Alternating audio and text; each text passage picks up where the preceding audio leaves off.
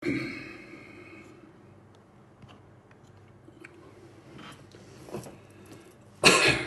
ڕێز و حورمەت ئەم شەویش هاتمە خزمەتان چەند دەقیقەیە قساکەم و دوایی بەخواتان نەسپێرم.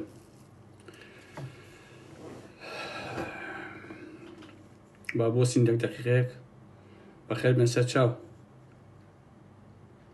عەزیزان، هەموو جێگایەک ئەگەر کەسەکە خۆی کەسێکی پاک و ئەوە بێ ئەتوانێت هەر بە پاکی ئەو جێگەیە بەکاربێنێ. بەڕاستی ئاوا نییە تیکتۆک خراپ بێ، فەیسبوک بێ، تیکتۆک بێ، تویتەر، هەر جێگەیەکی تر بێ ئەگەر خراپ بەکاریبێنی ئەتوانی، باشیش بەکاریبێنی هەر ئەتوانی. بەڕاستی هیوادارم کە ئێمە بتوانین ئیسفادە لەلایەنە باشەکەی بکەین. لە ڕاستیە عەزیزان، ئەم شەو بە چەند قسەیەک وەڵامێکی کەسێک ئەدەمەوە بە ناوی کوڕی پاک لە بەریتانیا کە کۆمەڵێک ئیهانە و سوکاتی پێکردووم لە بەرامبەر ئەوە کە من هەندێک حەقایقم دەرهەق بە ئەو باس کردووە.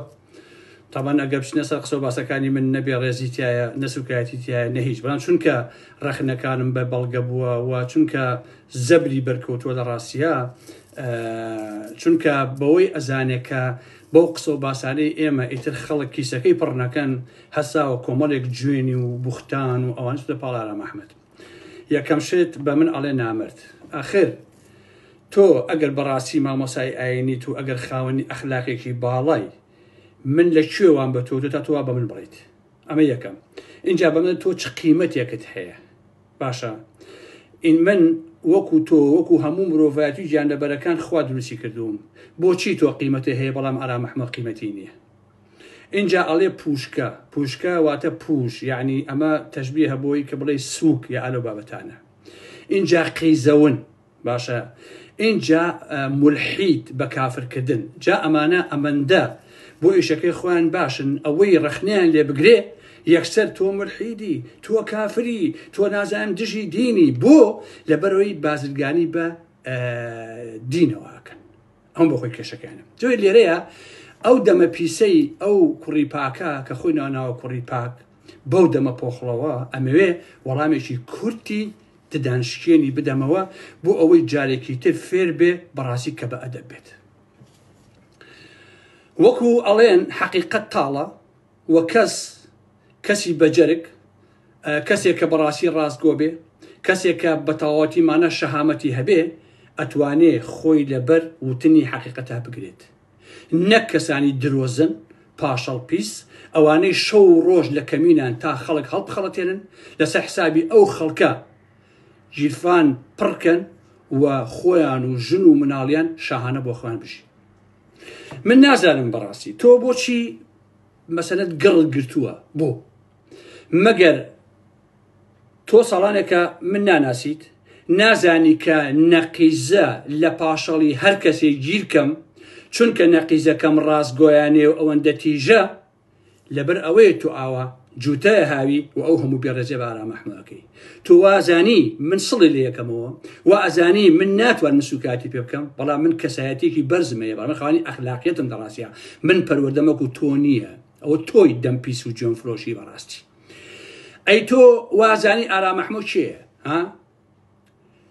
یەکێک لەو شتانەی کە من ئەزانم و خەڵکیش ئەزانێ و ئەبێت تۆش بیزانی، ئەو ئارام ئەحمەد سوار هەر کەرێ بێ دانابەزێ حتا نێتۆپێنێت. با باش بیزانی. دابەزینم نییە ئیلا ئەبێ کەرەکە تۆپی بێت. با باش بیزانی. باش نییە. ئەوەندە ڕاستگۆیشم و خودایش پشتیوانی ڕاستگۆیی و پشتیوانی حەقیقەت دەکا، لە هەر کەسێ بخوێنم ئەیکەم بە پۆلی خوراو. باشە، لە هەر کەسێ بخوێنم ڕسوایەکەم، وای لێ ئەەکەم خودا نەفرەتی لێ بکە، مرۆڤایەتی نەفرەتی لێ بکە، مێژوو نەفرەتی لێ بکە. بەڕاستی باشە، بۆیە لێرەوە ئەم پەیامەت پێ ئەڵێم کە هیوادارم دەمم نەکەیتەوە و دوا پەیام بێ. لە خۆتم هار مەکە. باشە، لە خۆتم هار مەکە. بەخوا قەسەم جارێکی تر ناوم بەری وا لێ ئەەکەم لە ڕوود نەیە بچیتە مزگەوتەکانەوە. باشە، لە ڕوو نییە بە شەقامەکانە پیاسە بکەیت، کارێکی وا پێەکەم، مەگەر نازان بە دەواری شڕکراوی هەر ڕەشە بە دەواری شڕی کرد بێ. باشە، لەبەرەوە ئەبێ بزانی شاخ لە شاخی ئارام ئەحمەد گیر مەکە، چونکە شاخەکانی ورد و خاشەکەم بەخوا ئەو کەمە گاڵتە جاری مناڵان. باشە، ئەزانم تۆ بۆچی خەسە بۆی لە ئارام ئەحمەد گرتووە، بەڵام با منیش بە خەڵک بڵێم کە تۆ بۆچی غەزە بووی لە ئارام محمەد گوتووە تەنها لەبەر ئەوەی ڕاستینەی تۆم بە بەڵگەوە دەرخستووە بە خەڵکم وتووە پارە مەدەنە ئەم درۆزنی بێدینی کافرە کە بە ناوی ئاینی پیرۆزی ئیسلامەوە قاچاقچێتی ئەکا وە گیرفان پڕەکە نەکارەکە نەکاسپیەکە بۆ خۆی شاهانە و هایلای بەژیت جا گوێگرە پیاوی بچکۆلە باشە کاکە باسی کوڕی پاکەکەم بە قوربانی تەمە چیە باسی جێگەی باسیەکەی بەساقەوەی مەڵێ باسی جێگەی خۆ لە ئەوڕۆ وتومە جا گوێ بگرە بەخوای گەورە قەسەم ئەو پێڵاوە لاسیکانم کە کاتی خۆی لە پێنجێن فڕم ماوە لە تۆ بە شەهامەتر نەبێ ئەوە من ئارام محمەدیم بۆ بەس نییە من بە ناوی ئاینی پیرۆزی ئیسلامەوە بزنس ناکەم بەس نییە من بە ناوی دینەوە گیرفان پڕ ناکەم بەس نییە من خەڵک ناخەڵەتێم لە پێناوی بەژەوەندی خۆمە کەس ئەزانێ من ئەگەر بە شوێن بەژەوەندی خۆم و دەوڵەمەنیەوە بوومایە ئەو ڕێگا پۆخڵەی تۆ وەکو بزنس ئاینی پیرۆزی ئیسلام بەکارەهێنی من ئەوەشم ناکرد باشە ئاسان بە ئاشکرا دەستم پێگەیشت بەڵام ئەخلاقیاتی من لەکوێ وەهی تۆ لەکوێ باشە ئەوە تۆی بە ناوی دینەوە خۆت و ژن و کوڕەکە بوونەتە خاوەنی چەندین کۆمپانیا منیش بە بەڵگەوە ماهیەتم دەرخستووە بە خەڵکم وتووە پارە مەدەن بەم کافری بێدینە ئەمە قاچاق چییە ئەمە بەدینەوە بزنس ئەکا ئەوە ناوەکەیەتی ئەوە ژمارەکەیەتی ئەوە کۆمپانیاکەیەتی ئێمە ڕاستی وتووەکە زمانم ئەبڕم ئەگە درۆیە بکەم خوا نەخواست باشە تۆ دوژناریشم بەخوا لەگەڵ کەسانیە ئەوە تۆی نەکارەکەی نەکاسپیەکەی بە ناوی دینەوە بە پارەی سواڵی ئەژیت نەک ئارام محمەد من بە خەڵکی بە خەڵکی کوردستانم وتووە بە خەڵکی یوکەی یان بەریتانیاشم وتووە تۆمە عەزیزانی من ئەگەر خێرەکەن بڕۆن ئەم خێرە بکەنە هەژاران بێن بە هەژاران بێنە خەڵکانێکە نەخۆشن بێنن بە تەمەنەکان بەوانەی کە پەکەوتون بەوانەی کە بەڕاستی بە پێی شەرع خێریان پێشی باشە نابێت بە ناوی دینەوە ئەمە ئینتەلا بکە و خەریکی سێکس و پارەکۆکردنەوە و سامان بێ باشە و خەریکی ئەوە بن لە بەریتانیایە ژنیان لە چەندین کەس هەڵگێڕاوەتەوە ماریان کردو بۆ خۆیان باشە تۆ لە سوید بوویت ئەزانی کە لە سوید نابیتە خاوەنی ئەو هەموو کۆمپانیا و پارەیە ئەو زانی کەس هین بەکڵاوەکە ناپێوێ دەنا ئەگەر ئەو ویست خزمەت بە ئاینی پیرۆزی ئیسلام بکەی خۆ سویدیش مرۆڤی تێدایە خۆ وڵاتە ئەی بۆ لەوێ ڕات کرد ئەی باشە چونکە بۆچی لەوێ ڕاک لەبەرەوەی باش ئەو زانی ئەو پارەی کە لە یوکەی دەسێ ئەکەوێت لە سوید دەسێ ناکەوێت بۆیە مار ئاسا خۆت و ژن و مناڵە کێشا بۆ بەریتانیا ئەزانی لەوێ پارەکەی زۆرە کۆمەڵی خەڵکی دەروون پاک هەیە کە بە ناوی ئاینەوە بۆت ئەخەڵاتێن و ئەتوانی پارەیان لێ وەرگری خۆ دەوڵەمەندکەی بە ئازادی بۆ خۆ بلەوەڕێت و ئەوە بکەیت باشە ئێوە ئەڵێن لە بەریتانیا ئازادی هەیە کە هەیە ڕاستە ئەی باشە ئێوە لەوێ هاتوون لەواتی ترەوە هاتوون لە بەریتانیا ئازادیتان هەیە باشە خۆتان ئێعتراف بە ماکەن ئەی بۆ ئازادی بە ئێمە نان ئێمە قسە ئێمە جوابتان بێنەوە چوار قسە بکەین بەڕاستی دەزانم ئەوەی کە تۆ کۆڵی کوتاویت تەنها ئەوەیە خەڵک ترسی ئەو دێک کە خەڵک پارەی بەلاشە نهاتی باشە لەمە ئەترسی بۆیە دیسان 100 بارەیەکەمەوە 1000 بارەیەکەمەوە داوا لە کوردانی بە شەرەفی بەریتانیا ئەەکەم گیرفانی ئەمە لەوە زیاتر پڕمەکەن بەخوا قەسەم خێتان ناگا ئەو پارەی ئەیەن بەم کەسانە باشە سێ پەشی حەپەلووشەکەن بۆ خۆیان ئێوە بە غەسل بە کرێکاری بە قوربەسەری بە ڕەنج پارە کۆکەنەوە بۆچی ئیخەنە مسی ئەم ئینتەلاکەران و ئەم گیرفان پڕانە بەڕاستی بۆچی خۆتان نایخۆن کاکەم بۆچی خۆتان ناشن بیکەن بە خێر و بە سەدەق و بە عالم بابەتانە باشە لەم ڕۆژانەیە هینێکم دەستکە و ڤیدۆیەکی ماکوان کەریمم بینی ڤیدۆ لێ پرسن لەسەر جن دەرهێنان کە ئەم مامۆستا کوڕی پاکە جن دەرەهێنێ ێستا ڕەنگەوازی لێهێنابێ باشە ئەم ئەڵێ چی بیسەبەت قسەکانی نانووسمەوەکو خۆی بەڵام ئەوەی کە لە بیرم بێ ئەڵێ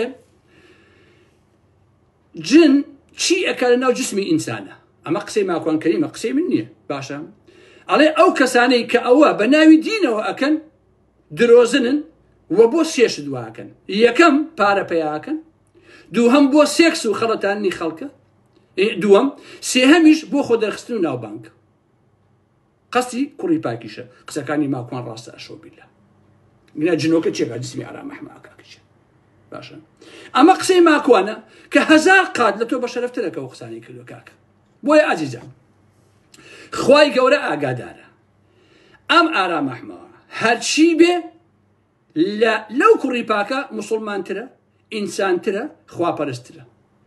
جیاوازی من و تۆ تەنها ئەوەیە من لەخوا ئەترسم، دینی پیرۆزی ئیسلام بەکار ناهێنم بۆ خۆشیەکانی ئەم دنیا، بۆ کۆمپانیا، بۆ پارە. بەڵام تۆ پێچوانەی منەوە لەخوا ناترسی، بە ناوی خوا و بە ناوی ئیسلام و بە ناوی قورئان و بە ناوی خێرەوە خۆ دەوڵەمەنەکەیت. باشە، ئەمە جیاوازێکی من و تۆی لە ڕاستیە. باشە، ئەمەیە ئەچی ئەو خەڵکە داما و پاکە هەڵە خەڵەتێنی بە ناوی دینەوە گیرفانی خۆپڕەکەیت. باشە، بۆشی جواب بمایتەوە ئەم جارش لەبەرەوەی ئەو هەموو جوێن و سوکاتی کە بە ئارامەحمەد کردووە. من وەکو ئارامەحمەد هەل لە مناڵیمەوە کە لای مەلا خوێندومە لە مزگەوتی حاجی ڕەشید لە پێنجێن، هەمیشە حورمەتم بۆ مامۆسایانی ئاینی هەبووە، هەتا ئێسێش هەمە، بەڵام ئێوە مامۆسای ئاینی نین. باباش بیزانیت ئێوە کۆمەڵی خەڵکن قاچگاسە هەڵتۆقیون بە مۆزوعانە بەم قسە و باسانە بە خۆتان ئەژین، پارە پێیاکەن بە ناوی خێرەوە، ئەگینا فڕتان نەبێت ئاینی پیرۆزی ئیسلامەوە هەیە، نەبێت بە هیچ ئەوتان نییە. بەڕاستی ئێوە بزنس بە ناوی خوا و بە ناوی دین و بە ناوی قورئانەوە ئەکەن. کورت و کرمانچی لەبەرەوە لێرەوە پێتان ئەڵێم بە خۆت و ڕەفیقەکانن دەست هەڵگرن لەو پیشەیە. باشە، بە ناوی مزگەوت و دینەوە کەم گیرفان پڕکەن، ئیتر بەسە، تێتان تێت بخۆن، ئیتر کاکە تێت بخۆن. باشە، من کێشەم نابێت لەگەڵێ، بەڵام هەتا ئێوە دابنیشن ئەوە کاتان بێ من دشتانم. بەڕاستی جارێکی تر نەتان بینم لە بەریتانیاە سەتڵێک دابنێن، سەتڵێکی سوکەداتان ناوە هاوار بکەن، پارە بکەنە ئەم سەتڵە، بەس ئەم سەتڵە لەو دنیا فریاتانەکەوێ.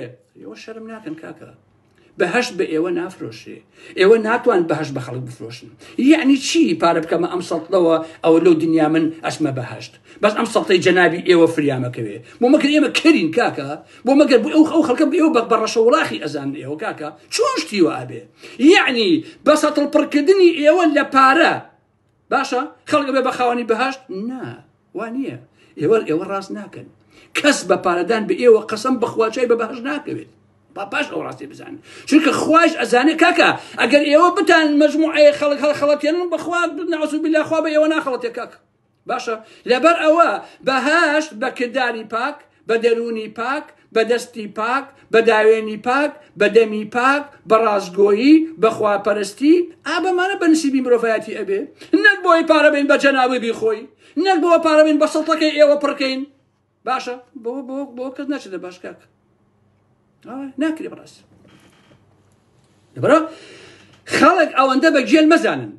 جا عەزیزان ئەمانە بۆچی ڕقیان لە ئارامەحمەد هەڵگرتووە؟ تەنها لەبەر ئەوەی ئەڵێم کاک خەڵکی نەپارە مەدەن بەمانە، حتا ئەمرم هەر ئێڵێم ئێسەش داوا لە بە خەڵکی بەریتانیا ئەکەم لە هەموو ئەو ئینسانە موسڵمانە شەریفانە، لە هەموو ئەو خەڵکە دڵپاکە، داواتان لێ یەکەم ئەو پارەی ئەدەن بەم تەنگە ئەستورانە کە سەتڵیان بۆ پڕەکەن مەیاندن بەمانە، ئەوانشی کە دیفاعیان لێکن دەوروبەرە شەریکن لەگەڵیانە، بە بەشیان پێ ئەبڕێ بۆیە دیفاعیان لێکن و جوێن بە ئێمەمانان ئەدەن، پارەیان مەدەنێن. ئەو پارەی هەسن کۆیکەنەوە هەزاران کەسێ لەو بەریتانیا نەخۆشە، قوربەسەرە، لە کوردستان هەل لە کەلارە، لە گەرمیانە، لە کفریە، بە هەزاران عایلە لەو کوردستانە هەیە عەزیزان نان نییە بیخۆن، خەماڵیان نییە، ژیانیان نییە، گوزەرانیان نییە.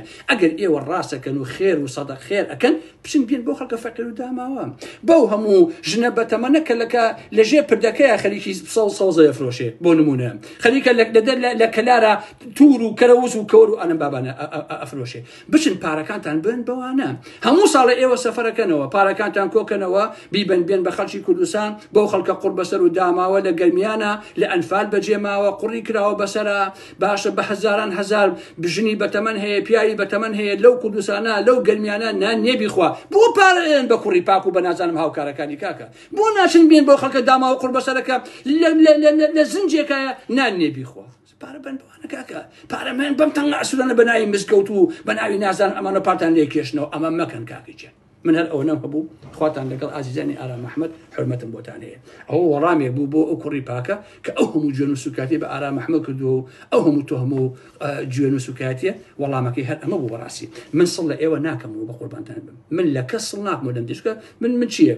من ئەوەم کە هەم لە ڕاستیە تەواو لەبەرەوە وا مەزان بەو قسانە ئارام ئەحمەد ئەتەسەیە بە جوێندان و بە سوکاتی و ئالم بابەتانم چونکە من بەخوا خۆم لە ئێوە بە شەریفتر دەزانم هەزار قات بەخوا هەزار ئەوەنی ئێوە خۆم بەخوا پەرست دەزانم بەخوا هەزار ئەوەی ئێوە من خۆم بە مسلمان دەزانم بەخوا من وەکو ئێوە بازرگانی بە ئاین و بە دینەوە ناکەم بەخوا وەکو ئێوە ساختە نیم وەکو ئێوە دانانیشم بە ناوی دینەوە بژیم باش نییە ئەگەر ڕاستەکەیت و دینداری ئەەکەی پارە لە کەس وەرمەگرە بەخۆڕای دینداری بکە ئەگەر ڕاستەکەیت و دینداری ئەەکەی بە نمونە خواپەرستی ئەەکەیت و دینەکە بڵاوەکەیتەوە و خەڵکی خەیتە سەر ڕێگەی ڕاست پارە لە خەڵک وەرمەگرە بەناوی مزگەوت و ئالەم بابەتانەوە وەری مەگرە زەحمەت نەبێت وەری مەگرە پارەکەکە بڵێ تەواو هیچ کەسێ پارە بە ئێمە نەیە هەمووتان لەمانێک کە لە بەریتانیا پارە کۆکەنەوە بەخوا بۆیە لە سیدۆ چوون بۆ بەریتانیا کەزان بەریتانیا پارە باشترە ئیش و کار باشترە خەڵکی فەقیر و هەزای زۆر دێتە وەی پارتان بەردی هەر بۆ ئەمریکا تەواو جا دوعام بۆکەن 20 زارم لایڤەکەم کوژێنەوە بەخوا لێ نازانم کاکەجا ئەراوەڵە دێ قوربان جوێندان ناخوات بەخوا من بە جوێندان پاشەشە ناکەم کاکە من حەقم نییە بەسەر جوێندان و ئیهان و سوکاتی وەڵام من داوا لە خەڵکی بەریتانیاکەم پارە نەیە بەمانە تەواو کوت و کرمانچی خواتان لەگەڵ عەزیزان